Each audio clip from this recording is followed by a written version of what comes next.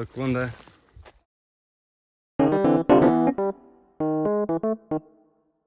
Travel is definitely a rarity in the summer that has just passed us.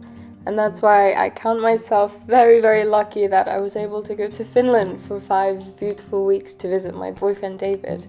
Definitely taking advantage of the fact that he lives there. So here is a fancy log compilation of the time that I spent there. Hopefully it will provide some enjoyment to you. I am originally from Estonia, but I haven't been there in a very, very long time. So going to Finland was like visiting the slightly intimidating but still very familiar older sibling of my home country. It was really cool to be able to draw so many comparisons between Finland and Estonia. From the little plants that look like spiky balls that stick to your clothes, to the extreme similarities in language and culture. It was wonderful not only to be outside and enjoying the nature every single day, but to feel so at home despite the fact that I had never been to this place before. Of course, this was mostly down to David and his parents for welcoming me so lovingly. You can see some footage of me swimming in the lake here. Swimming is a skill that I improved greatly being in Finland over the summer. I was actually quite bad at it at the start. Bike riding as well, something I was quite poor at, but I loved going on bike rides with David and zooming up and down the hills and taking little breaks to pick blueberries. I also finally learned how to skip rocks, which was very exciting. This summer was definitely one of odd familiarity in the midst of learning and exploring and discovering and falling in love with Finland. I love this country and I can't wait to go back there, hopefully in the winter, where I can experience the other side of Finnish traditions.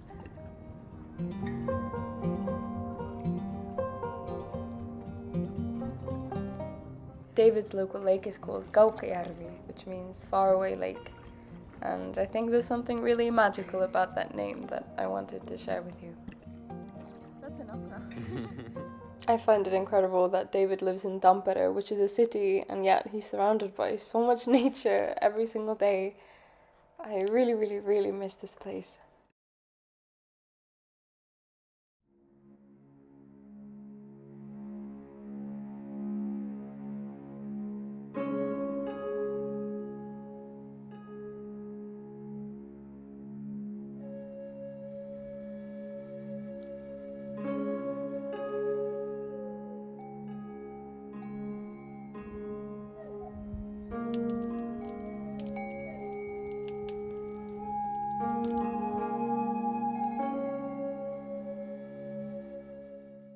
This is my absolute favorite footage to watch back from the trip. The title of this chapter is called mökki, which is the Finnish word for summer cabin, and we spent a absolutely wonderful week in Tuupovara, which is a small village not too far from the border which Finland and Russia share. Good morning. It's so great to just listen to the sounds. I used to be really scared of insects, but since I came here, I've had to get over my aversion to them, and now I don't mind them. I used to force my boyfriend to come with me to the toilet in case there's a mosquito waiting to bite me on the. But this morning I went by myself, so that's a step in the right direction. We've also been cooking on the grill every day, which has been incredible, and I've learned how to make a mean fire. It's really amazing here, and I feel very lucky to be able to spend a week here. This place was absolute paradise. It was unlike any other place I've been to before. Completely isolated, gorgeous nature, wonderful sounds, wonderful scenery. This kind of solitary, nature-embedded life is really appealing to me. I would love to commit to this kind of life. So this week was a really beautiful taster for what that would be like, and I really did love every second of it. Everything from making the fire to cook every meal, to having showers with buckets from the lake, waking up naturally at 7 a.m. every morning because the morning air is way too beautiful to put to waste. Of course, the best part, heating up the sauna, going into the sauna, and then relieving the torturous heat with a swim in the lake, and repeating this process until we were absolutely exhausted. The sauna is a beloved Finnish and Estonian pastime. As a child in Estonia, I would sit right at the very bottom where the heat is not overbearing, but now finally I had the true sauna experience. I found out that saunas are usually 80 to 100 degrees Celsius, and I suspect we heated our sauna somewhere in this range, but I found out that sauna competitions see much higher temperatures, up to 160 degrees, if you can believe it. If you don't know how a sauna works, then I'll quickly tell you. So the traditional form is a wooden sauna, which means that you have to create your own fire, which heats some rocks on top. And the idea is you ladle some water over the rocks, and because they become so hot, they create steam, which naturally travels upwards and into the corners where the sauna will be at its hottest. And the higher up the sauna you are, the hotter the temperature will be. The practice was invented initially just to create warmth, but now Finnish people and similar cultures enjoy the sauna recreationally. When I told one of my English friends about this custom, he was very surprised about why you would torture yourself like this, but there is something very, very amazing about putting yourself in these extremes, making yourself so hot that pouring in sweat and blowing on your skin actually hurts, and then relieving yourself in a lake, which feels so soothing in comparison. And then when you get cold, you go back into the sauna and repeat the whole process. I absolutely love it, and I cannot wait to do it again. I'm so happy! Because we were so close to Russia, I naturally wanted to see if we could cross the border. Here is what happened when we tried to do that.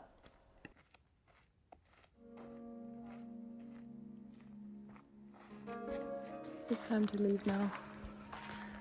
And I'm so sad. I might just drop the car keys in the lake so that we have no way to get out of here.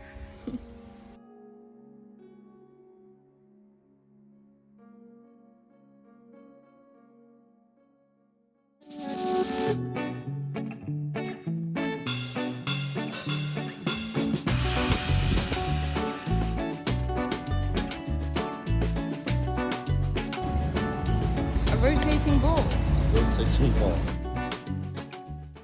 And here we are in the last part of this video, where I just wanted to talk about the cities, so Tampere and Helsinki, and also some of the things that I learned about Finland, which I thought might be cool to tell you about. First things first though, look at all the ice cream in Finnish supermarkets, and they're all sold individually, not in the 4-packs that we get in the UK. Although food prices are definitely more expensive in Finland, the supermarkets were really fun, especially since some products can also be found in Estonia, so it was fun to go around and see what was familiar to me. Here we are at the top of Pyynikin Näkötorni in Tampere, which is a reasonably tall observation tower, and you can see the whole city. Note how many trees there are everywhere. This is in the middle of a city. So beautiful. We went on a 3-day trip to Helsinki in the final week that I was there, and Helsinki Cathedral is probably the most breathtaking building I have ever seen, and my emotional self naturally started to cry when I saw its imposing beauty.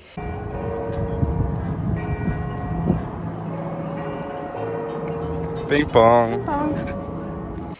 There is also a statue in front of it, which has a very beautiful history, and I urge you to look it up if this interests you.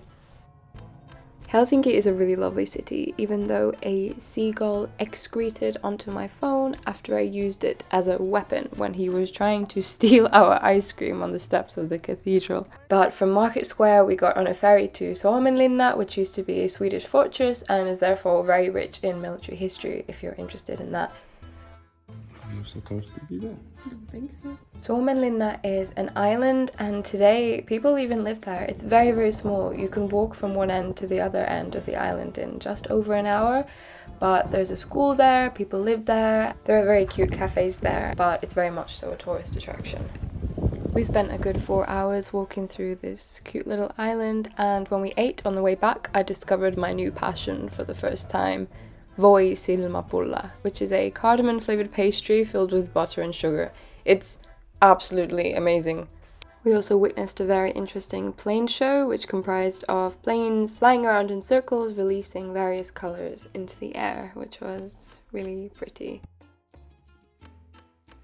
We went to Oodi Library, which I believe was built in recognition of 100 years of Finnish independence, and there was also this robot thing carrying books around, which was very, very nice.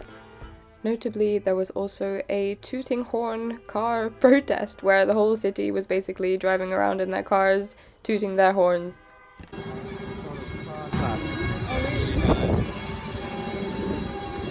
Okay, enough of that noise. Here are some birds to calm you down as I take you to the conclusion of this video.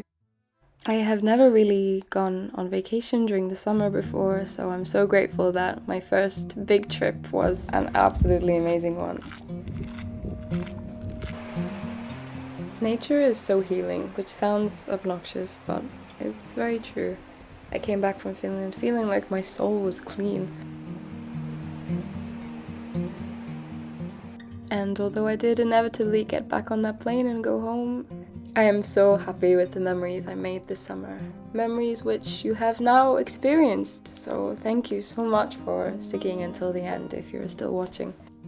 I will now say my formal goodbye to summer as I welcome the colder months of studying and living in Edinburgh. Also very exciting times. I wish you all the best in the final months of the year. Stay warm and thank you so much for watching. Okay, you can stop now, I'm kind of awkward.